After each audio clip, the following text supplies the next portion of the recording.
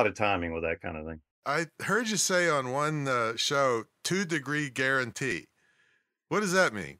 You guarantee that Uh, you're accurate to 2 degrees? I mean, what's the, yeah, how do you return that for a refund? I mean, that's a good, yeah. Well, there's a lot of different, obviously, marketing and local hmm news, and then local weather is part of that. And I had a few stations. I mean, if you were Channel 3, it yeah. was easier because I had one time in my career, I was the 3-degree guarantee.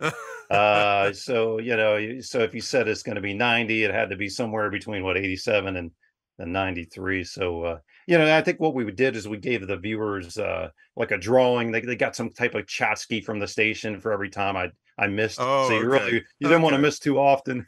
Yeah, so it's an interactive thing. That's cool. But I Yeah. did see, now I don't know if this was as your role of meteorologist because you also did a midday show, but I saw you interviewing a husky was howling at you, and I saw you eating a grasshopper. No, is that part of your contract or Oh man, I should have billed him extra for the munching on what? a grasshopper. We had a it was funny. The midday shows and the morning shows. A lot of times, the weather guy, you're going to kind of come in and do some of the fun segments. And I just remember that one. I think they were called the Pestaurant people or Right, something, and they right, had all right, these freeze dried buggies, new proteins to try. Hey, I'll try anything 10 or 15 times, right. but yeah, so fun stuff could come up like that. But Yeah, I saw yeah, you just doing lots of a water rowing machine, and all kinds of interesting stuff. And I only was able to watch for 15 minutes or so. So I imagine through 20 years, you got into a lot of stuff. So yeah.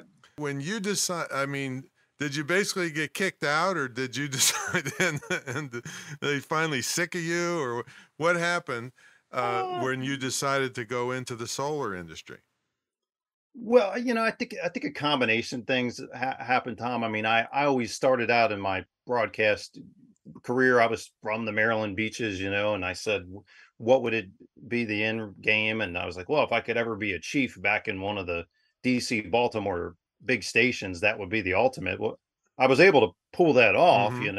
and then I did a couple of contracts, and you're working these kind of crazy night hours, and you're looking at getting married, and it just, there was a variety of reasons. I think that it just made sense to kind of, what's going to be my new something new to target, something that I can kind of do a little bit more on my own terms, so. Now, did you plan this for a long time as a transition before you quit the TV, or did you say, I'm sick of this, I'm out of here?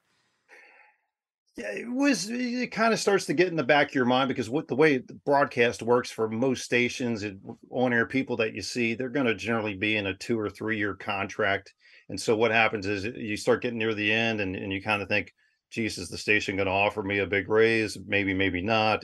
Or am I kind of, do I want to try to do something else? So for me, it just kind of came up. I was at the end of a term, and I just said, you know what? I had an opportunity, actually. I had met one of the CEOs of one of the local solar companies around the DC area, and interviewed him actually on the midday show.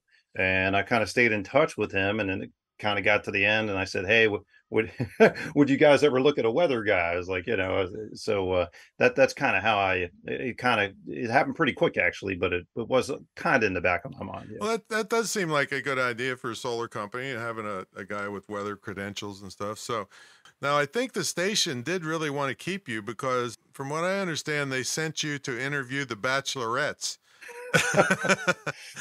I don't know if that's a heat related thing or what.